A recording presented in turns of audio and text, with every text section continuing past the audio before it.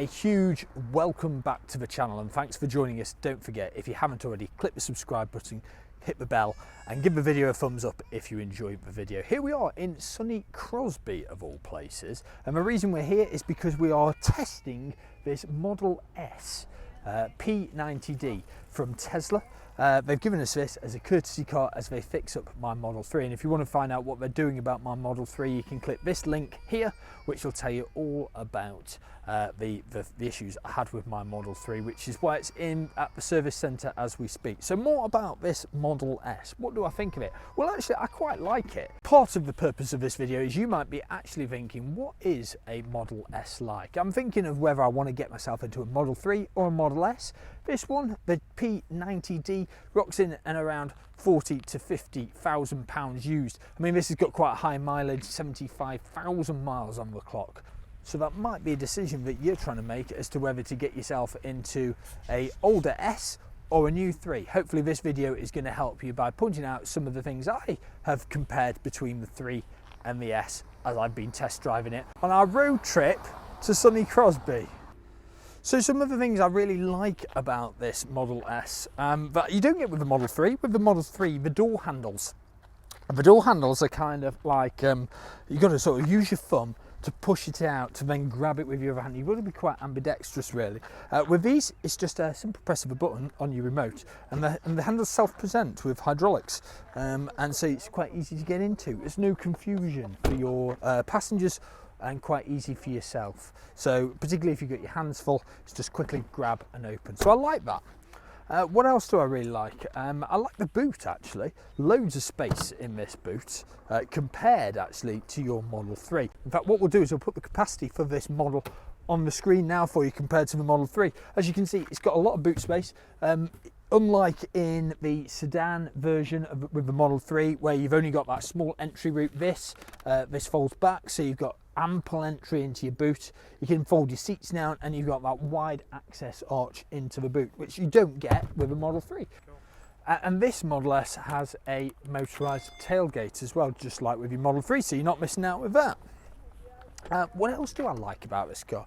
Well, this specific model has got some really nice wheels with it. This Model S frunk, not too dissimilar in size to my Model 3 frunk, a reasonable amount of space, but not as much as you might expect when you see the depth and the size of the bonnet. So not a lot of difference there between the S and the new Model 3.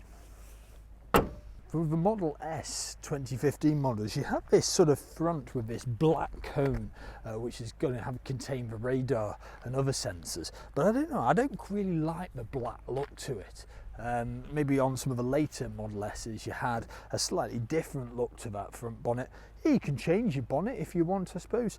But yeah, it's personal preference, I suppose. But I don't really like that, and I prefer the look of the Model 3's front end, if you like. With these used Model S's, you're going to find they're probably quite high spec because of the value of these cars. These rocked out at about 90+ thousand pounds when they were new, and you can get them for, as I say, between 40 and 50,000 pounds with about 75,000 miles on the clock, about 6 years of age right now. So they're considerably cheaper than they were when they first came onto the market. So let's get into the video and I'll show you a few more things during our journey that I liked and some of the things I didn't like compared to the Model 3.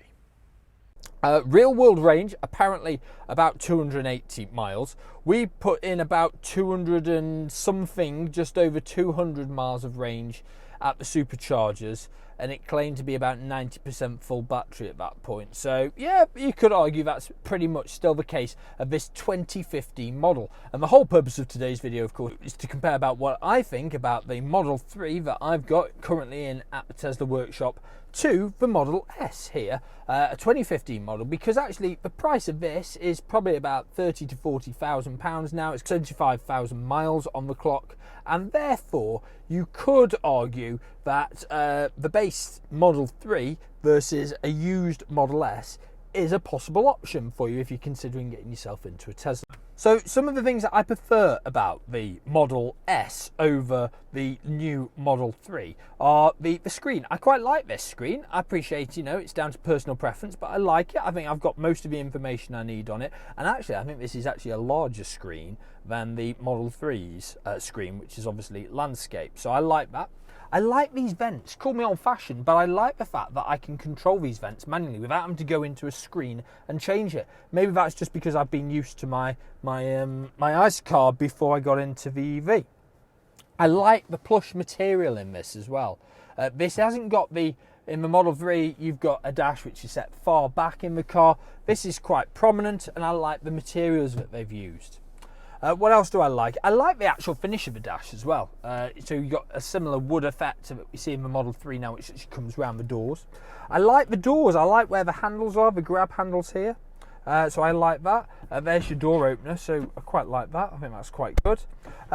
What else do I like? I like the sunroof. So this one comes with a sunroof. It's worth pointing out that not all Model S's come with a sunroof, but this particular 2015 option does have one, and so you might be able to pick up a 2015 S with a sunroof. And there you go.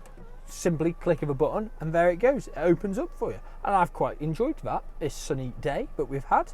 So that's one of the things I like as well, and close that for you. So how about some of the things I don't like now with the Model S compared to the Model 3? No door pockets. These are all filled in, so you've got no door pockets at all in the Model S. And I don't know if that is actually available in any other ranges either. The other thing I don't like is this. So yeah, we've got our cup holders. That's very good, and you can hide those when you're not got a drink, but there's no compartment. Now, and again, I know that different options of these early Model S's, you could pick different things, nor do I like the fact that all your stuff sort of rumbles around here. You haven't got any of that.